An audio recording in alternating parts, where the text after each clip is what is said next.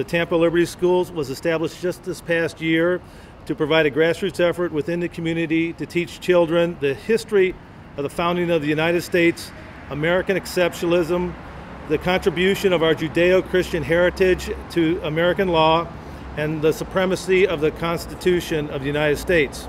I think it is fair to say that the volunteers of the school and the parents of the children who participated in our school would all agree that they oppose CAIR in speaking in our public school system because CAIR has been linked to Islamic terrorist organizations.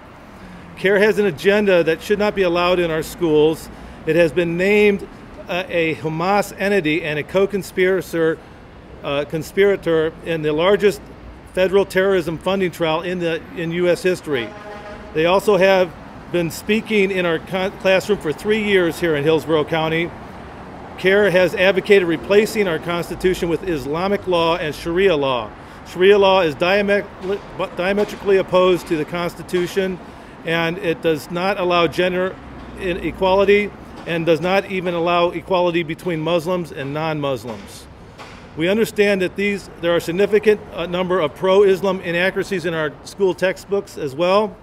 One individual, Shabar Mansouri, is a founder of CAIR and is responsible for a public school textbook input regarding all things Islam, and he stated, "I am waging a bloodless revolution in the American classroom." The Tampa Liberty School is all about being endowed by our Creator with inalienable rights of life, liberty, and the pursuit of happiness.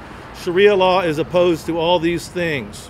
We humbly ask that any group that espouses Sharia law or terrorism not be allowed anywhere near our children in Hillsborough County. We ask that you, the school board, implement a system of checks that will ensure that neither CAIR nor any similar organization that is linked to terrorism or efforts to subvert the Constitution be given access to our children. What are we seeing here today? What is here? What's an issue? What's a problem for you? Well, the issue that I see is with CAIR coming into our children's classroom with an agenda, and they do have an agenda, and they've stated that agenda. So the school system should not be allowing an organization that we know, it's been proved, a federal judge has ruled, has ties to a terrorist organization into our classroom to teach our children.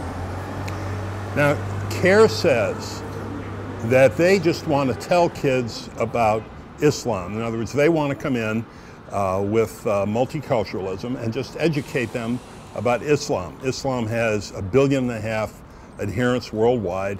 What's wrong with educating the kids about Islam? Well, we don't have an issue with education, but we do have an issue with an organization that has ties to a terrorist organization. What's wrong with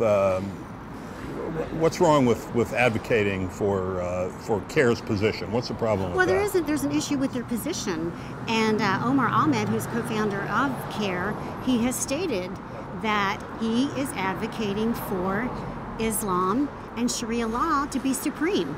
That violates our American Constitution, the Establishment Clause, and many other elements of our Constitution. And Sharia law has no place in the American system. Tim, what is it that brings you here today to the school board meeting in particular? Very specifically, it's my concern about the involvement of CAIR and their ties to terrorist organizations, and their being allowed access to our Hillsborough County classrooms. Well, what is CAIR saying to the kids? Do we know?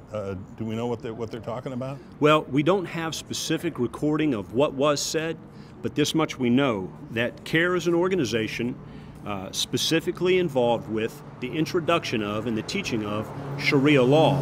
And I'd like to share with you just a quote about Sharia law and about this sect of Islam that's being introduced in the classroom. It says, and this is from Omar Ahmed. He's the co-founder and former national chairman of CAIR. Right. And this is what he said: Islam isn't in America to be equal to any other faith, but to become dominant. The Quran, the Muslim book of scripture, should be the highest authority, and Islam the only accepted religion on earth. And that's just simply antithetical to what this nation was founded on in our Constitution. Well, it sounds like he's stating a religious position. What's the problem with that? There are 1.5 billion Muslims in the world. What's the problem with educating kids about Muslims? Absolutely nothing wrong with teaching kids about religions of the world, of which Islam is a very prominent religion, as you mentioned, 1.5 billion folks. It's not Islam where the problem is. It is the position of CAIR, their tie to terrorist organizations, and the overt goal of imposition of Sharia law. And everybody in this nation ought to be concerned about, most specifically the ladies of this nation, and what Sharia law does to the rights afforded by our Constitution, and how Sharia law would absolutely negate that. So tell me a little bit about the Tampa Liberty School. Tampa Liberty School is a school that has been created by volunteers from the Tampa 912 organization to teach founding principles to children, and it's strictly on their own time, and to give them founding principles that they may not be getting in the public schools. My understanding is that these founders did not want a single state religion. Is that correct? That is correct. It is a freedom of religion. They welcome all religions to the nation, but there's going to be no domination of any one religion over the others. That was one of the founding principles right from the beginning. So what brings you to the school board meeting today, Jeff? Well, this is disturbing news about CAIR and what they're trying to do in the Hillsborough County schools, and the fact that they have links to terrorist organizations, and that they're trying to, in a very subversive way, put information in textbooks that that would indoctrinate children on Sharia law, and this would be totally antithetical to what our Constitution is all about, freedom of the individual. It would the domination of women, the domination of homosexuals and other groups of people would just be totally against everything that we stand for. Well, I've read some quotes from Hassan Shibly, who's the CAIR spokesman here in Tampa, and he says all he's trying to do is just explain to the kids a little bit about Islam. What's wrong with that? There's nothing wrong with explaining to people about Islam, but indoctrinating them is totally different. And with his background and ties to Hezbollah and Hamas, we have to be very careful. I'm surprised there hasn't been any background checks of him before we got this far. Jeff, what evidence is there available that says that CAIR is linked to any of these troubling organizations? Well, there's been a trial in the U.S. District Court that says they have been linked to these terrorist organizations, and you know, that's public knowledge. It's out there. What brings you here today to the Board of Education meeting? Well, it was about a month ago I heard about a representative of the organization CAIR, the Council on American Islamic Relations, being asked to teach our kids in the public schools, and it concerned me. And actually, initially, Bill, it concerned me more from a religious perspective, from a freedom of religion. Let's have equality. If they're going to have somebody in speaking about Islam, let's have somebody speaking about Christianity. And I didn't see that equality. What is the problem with speaking about Islam, since it's such a major religion in the world today?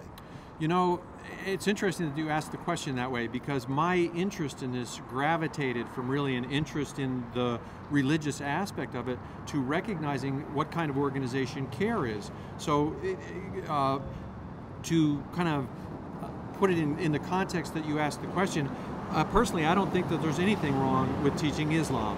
Any more than I think there's anything wrong with teaching Christianity or teaching Hinduism or any other of the major religions. But I do think that it's improper. As a matter of fact, it's more than improper. It's a travesty for there not to be a policy at the school board level that keeps a teacher from inviting in a representative of an organization that has been named as a Hamas entity, that has been named as a co-conspirator in the largest terrorist funding trial that's occurred in the United States.